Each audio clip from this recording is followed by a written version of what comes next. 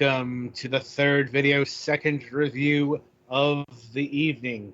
Up this time is Into the Emberlands. Is this like the first game we've featured that really takes advantage of your ultra-wide, Petty? There are several that have. You just couldn't see it because I had to do it in windowed mode. Right, that's what, I'm just not used to seeing a game this wide on screen. But anyway, putting all that aside, Into the Emberlands. Venture out into the Emberlands and uncover an ever-changing world, probably procedurally generated, filled with surprising encounters and mystical creatures. Save villagers who got lost in the miasma. Collect resources and rebuild your village to create a safe haven for your people. Right, so this game was assigned to the Galax for review, so over to him for the details. So yeah, given that plot summary, you're in a small town that's built around a big ember candle, and basically you have to go out into the miasma to get resources and rescue people and come back to town to improve things. And there's basically a number of things for you to do to unlock the next upgrade for the thing in the middle, the candle. And then once that gets upgraded, the world regenerates itself, respawns, and your town is bigger, and there's a new collection of stuff to do. I don't know how far I got, honestly. It felt very slow, but I was making fairly steady progress. The main things are when you're outside of the boundaries of the town, every step is one tick off your lantern.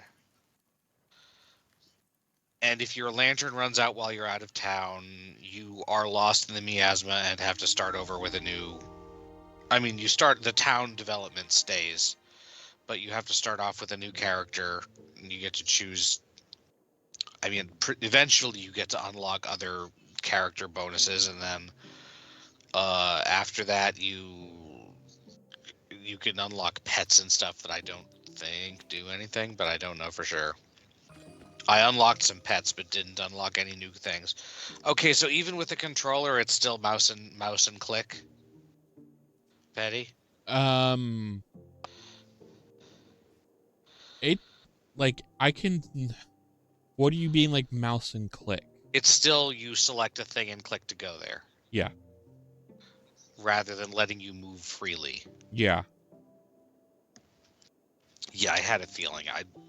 It's probably best to just play with mouse, I think, but it's good to know that the controller works.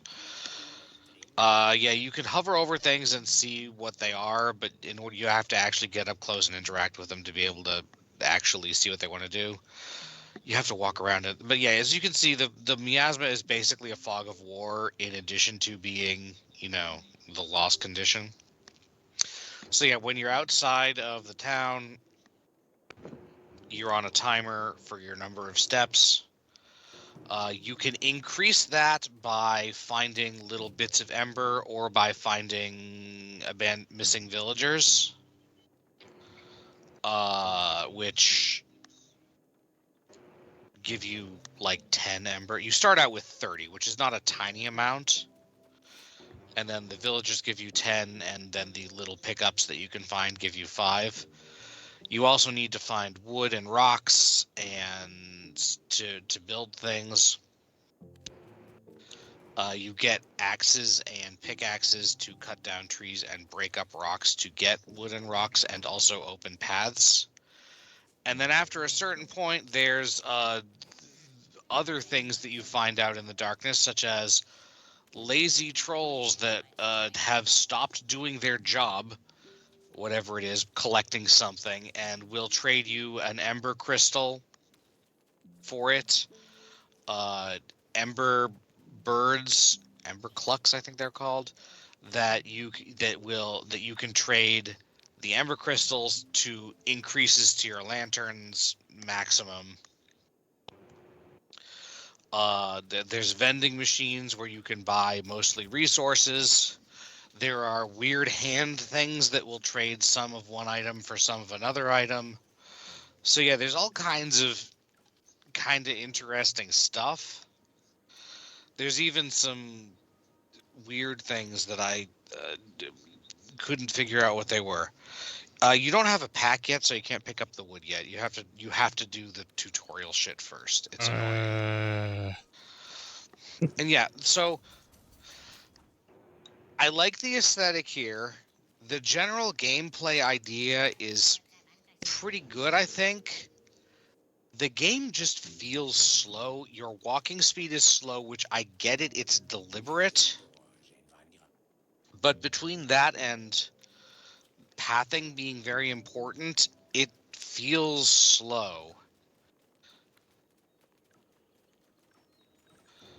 What's your task right now? Find the windmill. I just saw it. Yeah. You can almost see it. I also went everywhere else first because I thought it was further away. Yeah, so it's not. Yeah, it feels slow. Mostly because of the walking speed. Also, yes, this tutorial zone is fixed and very small. The actual world is a lot bigger once you've cleared the tutorial thing. But yeah, this is the first several bits of this is just running back and forth talking to people.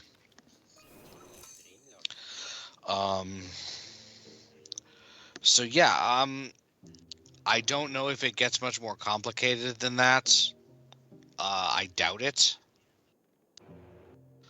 I'm sure there are more resources and stuff to juggle, but I suspect the game flow stays pretty similar. If they do ever introduce actual enemies, then that's probably bad because the controls in this game do not give you the quick reactions you would need to deal with any kind of combat.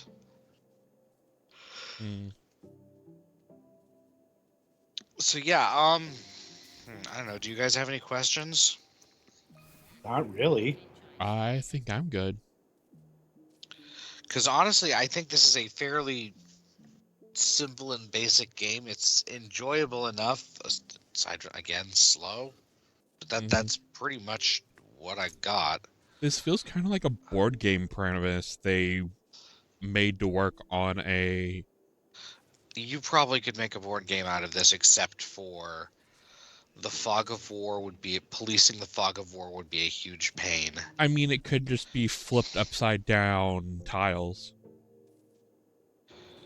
Yeah, and the world would need to be not procedurally or re-procedurally generating the world every time you completed an expansion would be a pain. Yeah. I just got an ad for a freaking dartboard. So that's a thing. So yeah, Adam, what are we talking about price-wise for this? Let me see here. So normal price is $7.699, though it's currently on sale for $4.94. There is also the supporters bundle or the supporters pack. DLC $4.99. What is encased in the supporters pack?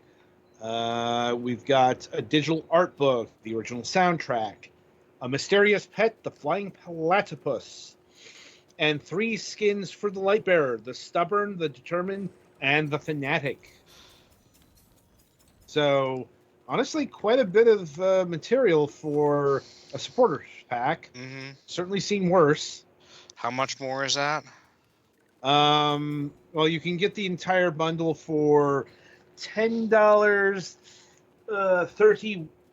31, but it's on sale for $7.95. Honestly, is the thing I'd lock in as the best price here. Yeah. The price seems reasonable for the amount of game that at least seems to be here, and for how enjoyable it is. If you want to be more customizing your guy, when you die or whatever, the supporter pack was probably be a good idea because otherwise it takes a bit to unlock stuff. I mean, I got a couple of pets. I got the friggin' pet rock and I think a baby Emberclock. But yeah, Okay. I Right. didn't get any of the. I didn't unlock any of the alternate things. Duly noted. Uh-huh. All right, then. So I think that'll about do it for Into the Emberlands here. Be sure to tune in after the break as we review Fire Shark.